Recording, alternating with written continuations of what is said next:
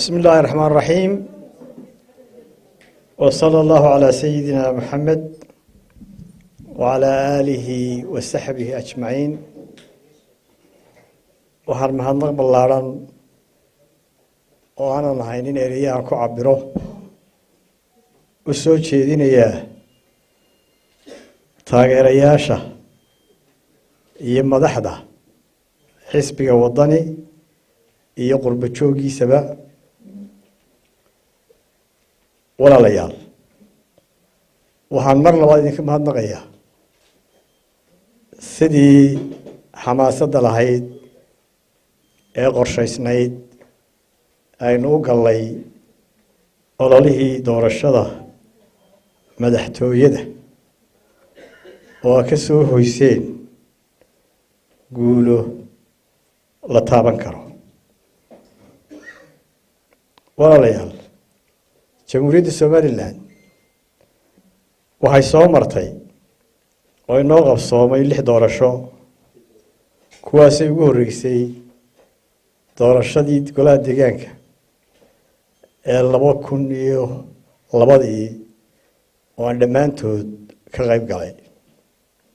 doorashada ugu horreysay 2002 waxaan ka mid ahaa hawlwadeennadii ku guuleystay inay soo saaraan xisbiga qaran ee ucid waxaa kaloo inoo qabsoomay 2 doorasho madaxweyne oo inoo kala qabsoomay 2003 iyo 2010 waxaynu qabanay doorashadii golaha wakiilada 2005 oo aan ka ahaa musharax kana noqday gudoomiyaha golaha wakiilada oo aan xilkaana hayay muddo 12 sano 2011 aniga iyo saaxiibo badani oo rag iyo dumar bali waxaanu aasaasnay xisbiga wadani oo ah maanta xisbiga qaran oo is leeyahay waa ka ugu baaxadda weyn axsaabta jamhuuriyadda somaliland waxaana maraka ah intiina halkan fadhida oo ka soo kala jeeda dhammaan gobollada jamhuuriyadda somaliland lawyacdo taleex iyo badhan inta u dhaxaysa walaalayaal 13 November 2017 waxaynu u dareeray doorashadii 6aad ee ka dhacday jamhuuriyadda somaliland oo ahayd doorashadii madaxtooyada xisbiga wadani anoo u mahadnaqaya dhammaan xubnihiisa waxay ii doorteen inaan noqdo musharax madaxweyne saaxiibkay maxamed calina musharax madaxweyne ku xigeen balse waxa dhacday doorashadan istawamarin musuqmaasuq iyo ku shubasho aan xad lahayn oo ay ku gadaanayd dhammaan doorashadii inoo qabsoontay sidii aan shalayto faahfaahiyey waxaan taageerayaasha xisbiga wadani lagula kacay tacaddi iyo xadgudubyo aada u badan oo aanu soo bandhignay waxaa ilaa hadda xabsiga ku jira dadkii doorashada loo xidhay waxaa dhakhtarka jiifa dhaawacii xabaduhu ku dhaawaceen magaalooyinka burco iyo hargeysa waxaynu ku weynay nafa badan oo maanta aynu weynay iyagana ilaahay ha u naxariisto waxaan aada uga xumahay ku tumashada sharciga ee aan xadka lahayn adeegsiga hantiga ummadda ee aan loo aaba yeelin caburinta iyo agajuglaynta lagu hayo muwaadiniinta iyadoo loo adeegsanayo xoogga ciidamada kala duwan ee qaranka somaliland ee loogu talagalay inay dadka cadowga ka difaacaan sugaana amniga shacbiga reer somaliland waxaan idiin sheegayaa inaan ciidina dalkan ku xukumi karin caburin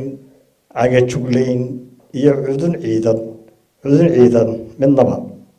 waxaan soo jeedinayaa in shacbiga laga daayo xaalad abuurka iyo kicinta iyadoo meelo aan loo baahnayn magaalooyin iyo xaafado gaar ah la geeyey ciidamo aada u tiro badan oo waxyeeli kara ammaanka qaranka. waxaan u soo jeedinayaa xukuumadda inay sii dayso madaxda iyo taageerayaasha xisbiga wadani ee ilaa imika u xidhxidhan. waxaan kaloo soo jeedinayaa inay magdhow siiso dadkii ciidamadu dhaawaceen iyo kuwii dhintayba. waxaan ka xumahay musuqmaasuqa, sicir bararka, dhaqaalaha bulshada oo halkii ugu hooseeyey maraya maanta, iyada oo ilaa hadda ay xidhan yihiin dhoofkii xoolaha nool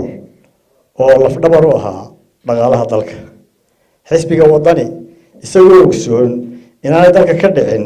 doorasho xor oo xalaali loona adeegsaday xooggii iyo xoolihii qaranka si xisbiga kulmiye talada ula wareego gar iyo gardarraba. xisbiga wadani isagoo qiimeynaya muhiimadda nabadgelyada, degenaanshaha iyo horumarka dadka reer Somaliland tacab dheer u soo mareen,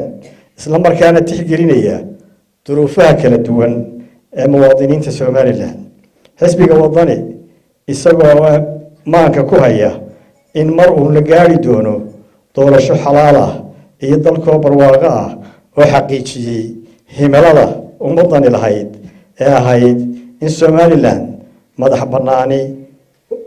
bannaan oo dunidu aqoonsan tahay kana mid ah beesha caalamka. markaan la tashaday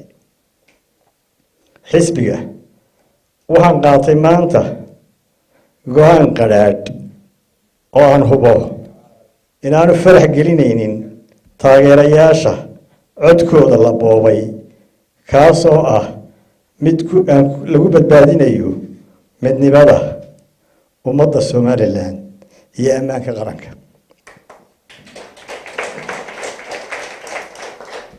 umaan tanaasulin Muuse Biixi, umaan tanaasulin kulmiye, waxaan u tanaasulay nabadda, wadajirka iyo midnimada ummadda Somaliland.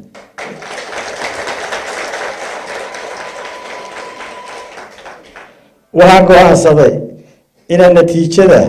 gacan ku samayska ah ee la dhowrdhoobay aan aqbalo. sidii hore u yidhi madaxweyne Daahir Riyaale, gacantayda Somaliland ku burburi mayso. aniguna waxaan leeyahay dalkayga dabacayga u burburin maayo, dadkaygana dhiigooda u daadin maayo. waxaase ka baqayaa inay gacanta kulmiye ku burburto. walaalayaal waxaan rumaa inay rumoobi doonto rajada shacabka ee halganka kala duwan wakhtiga dheer loo soo maray. walaalayaal, inagoo ogsoon kulmiye in dadkii qaybiyey iyo duruufaha badan ee qallafsan ee aan soo sheegay, waxaan mar labaad kula dardaarmayaa shacbiga Somaliland isku duubnaada dadkaygow oo adkaysta waayaha adag ee aynu gallay. waxaan ugu baaqayaa